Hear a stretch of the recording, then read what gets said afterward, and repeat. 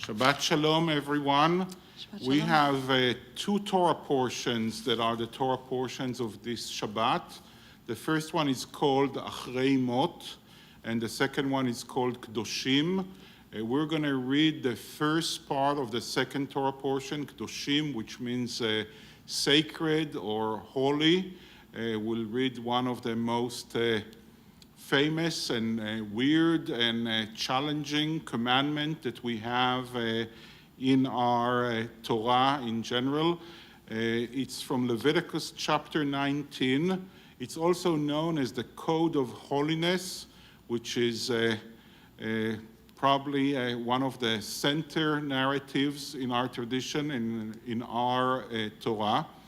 In the good old days where Rabbi Diamond was the senior rabbi at our congregation, this Torah portion would be read 8 or 9 times every year. Now 2 is enough for us, so we read it on this Shabbat where it's the cycle of the reading, and then we read it with all the Reform congregations all over the world as the afternoon Torah reading on Yom Kippur, on the most sacred day of the year. But we don't assign it to bar and bat mitzvah girls and boys when we don't like the Torah portion that they're handled. That's what Rabbi Diamond used to do, and we stopped doing that. Sometimes when I see the Torah portion, I kind of like feel like that's what we ought to be doing, but definitely not this Shabbat. It's a beautiful and encouraging mitzvah and a beautiful Torah portion. So we're going to read the first few verses of Leviticus 19, but first we're going to have Jennifer chant the blessing for reading from the Torah. Baruch hu et Adonai hamvorach. Baruch Adonai hamvorach leolam va'ed. Baruch atah Adonai Eloheinu melech haolam. Asher bachar banu mikol ha'amim v'natan lanu et Torato. Baruch atah Adonai noten haTorah. Amen. וידבר אדוני אל משה לאמור, דבר אל כל עדת בני ישראל ואמרת עליהם, קדושים תהיו, כי קדוש אני אדוני אלוהיכם. איש אמו ואביו תיראו ואת שבתותי תשמרו, אני אדוני אלוהיכם. אל תפנו אל האלילים ואלוהי מסכה לא תעשו לכם, אני אדוני אלוהיכם. וכי תזבחו זבח שלמים לאדוני, לרצונכם תזבחהו, ביום זבחכם יאכל וממחרת, והנותר עד יום השלישי באש יישרף.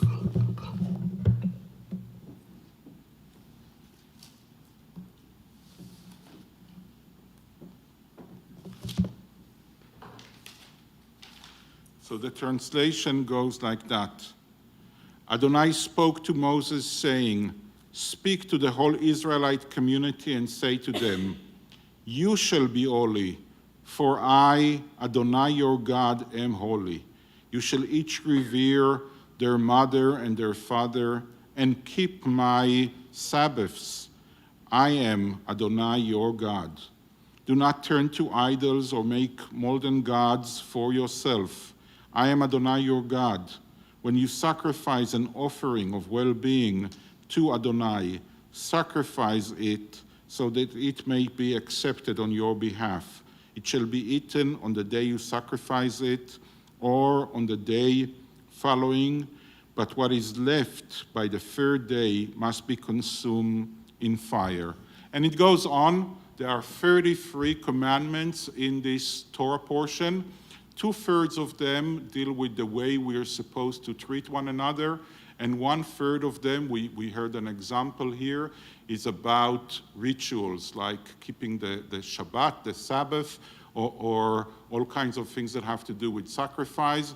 The first was kind of like the introduction. We're going to focus on the introduction, and then it was about how you treat your mother and your father. We have things about how you treat people that are more in need in your community, the prohibition not to put a stumbling block before a person who cannot see, or not to offend people even if they cannot hear you. And the most well-known verse, maybe in the entire Torah, but definitely in this code of holiness, love your fellow human being, or love your neighbor. Sometimes it's translated as yourself. So I want to speak about the beginning where Adonai says to Moses to speak to everyone, and then Adonai says the following: "You shall be holy, because I'm Adonai your God am holy." This is a very strange statement. We always say that Adonai is the total other than what we are. Adonai is totally sacred. We are not. Adonai is totally holy. We are not. Adonai is perfect. We are not. The greatest Jewish philosopher ever, Maimonides, even said you can't even say nice things about Adonai, because you can say those nice things also about human beings, and that diminishes from the sacredness of Adonai. Adonai is the total other.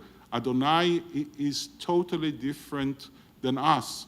And here we're told we're supposed to be like Adonai. Adonai is sacred, and we are supposed to be sacred. Now, I want to make it clear, both in the Hebrew and in the English translation, it says that Adonai is sacred, just like Adonai is perfect now. It doesn't say that we are sacred or holy. It says, you shall be holy, or you shall be sacred. Both the Hebrew and the English has that future in it, meaning we should strive all our lives to be as close to the good things that we know about the divine as possible.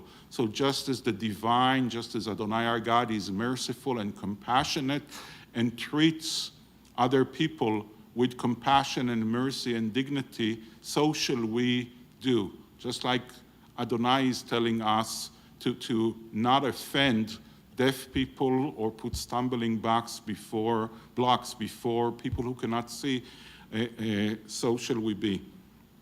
We're never going to get there. Actually, if there's something that we're taught through our tradition, is we're never going to be perfect. That doesn't mean that we shouldn't try. If you think that you're already there, if you think that you are already perfect and sacred and you already fulfilled all that, that means that you are settling for mediocrity.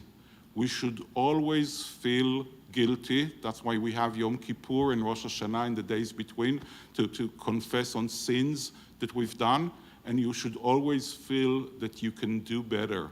You should always feel, says this Torah portion, that you can get closer and closer to being almost as what is God expecting us to be. I want to bring one more verse from this Torah portion, which we did not read because we would have to read the entire chapter in order to get there, and that is love your fellow person or your fellow human being as yourself. There's two parts to it. First, you need to love yourself, because if you don't love yourself, says this verse, you cannot love the other person as yourself. It's not about hating someone as much as you hate yourself. It's about loving someone as much as you love yourself. So first you have to love yourself.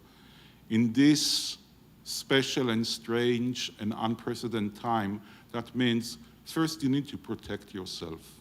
First you need to make sure that you're doing everything right in order to stay safe and healthy.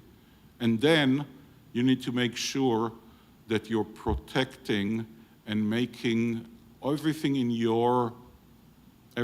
possible to keep also other people safe and healthy.